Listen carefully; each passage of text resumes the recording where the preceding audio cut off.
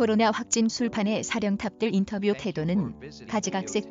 팀 내 신종 코로나 바이러스 감염증 확진자 발생, 원정 숙소 술판 논란 등으로 인해 각 팀 감독들도 마음이 무겁다. 특히 그들은 각 팀을 이끄는 책임자이기도 하다. 그래서 사령탑들은 사건이 터진 후 처음 취재진과 마주할 때 결코 피할 수 없는 질문을 받을 수밖에 없다. 먼저 이강철 KT 위즈 감독이 팀 내에서 코로나19 확진자가 발생하자 직접 사과했다. KT에서는 지난달 28일 코치 중 한 명이 확진 판정을 받았다. 이에 선수단 전체가 곧바로 PCR 검사를 실시했고 29일 전원 음성 판정을 받았다. 하지만 역학조사 결과가 나오지 않으면서 29일 잠실 LG전은 취소가 됐다. 또 KT가 27일 경기를 치렀던 대전서도 경기를 할 수 없게 돼 불가피하게 29일 두산 한화전 역시 열리지 못했다.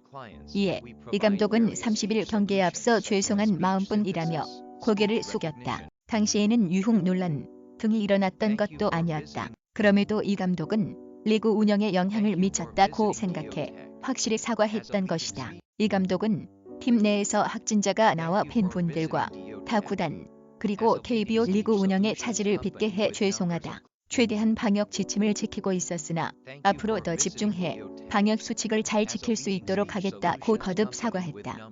1군 선수들 사이에서 코로나 확진자가 2명 발생한 두산의 김태형 감독도 미안함을 표했다. 두산은 지난 11일 선수 2명이 확진 판정을 받으면서 밀접 접촉자로 분류된 대부분의 코칭 스태프와 1군 선수들이 자가격리 생활을 했다. 김 감독은 자가격리를 마친 뒤 22일 처음 취재진과 마주한 자리에서 마음이 편치 않았다. 코로나19로 인해 경기가 중단됐으나 과정이 매끄럽지 못했다. 이번 일을 계기로 선수들도 많이 느꼈을 것이라 말했다.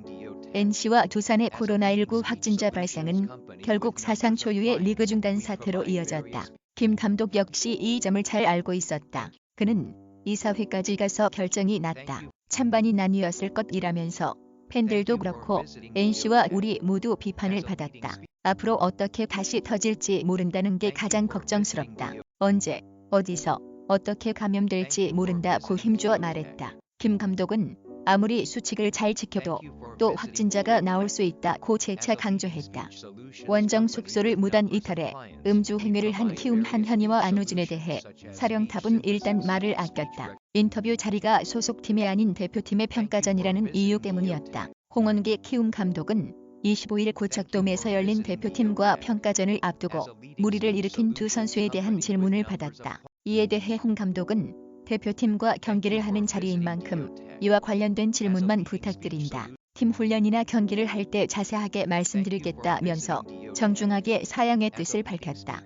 그의 설명대로 팀 훈련이나 페넌트레이스 경기였다면 홍 감독은 팬들 앞에서 직접 사과의 뜻을 전할 예정이었다. 키움 관계자는 스타뉴스의 이날 자리가 아무래도 국가대표팀과 평가전이다 보니 말씀을 아꼈던 것이라면서 향후 팀 훈련이나 경기 때 자리를 마련해 마땅히 드려야 할 책임 있는 메시지를 반드시 말씀하실 것이라고 설명했다.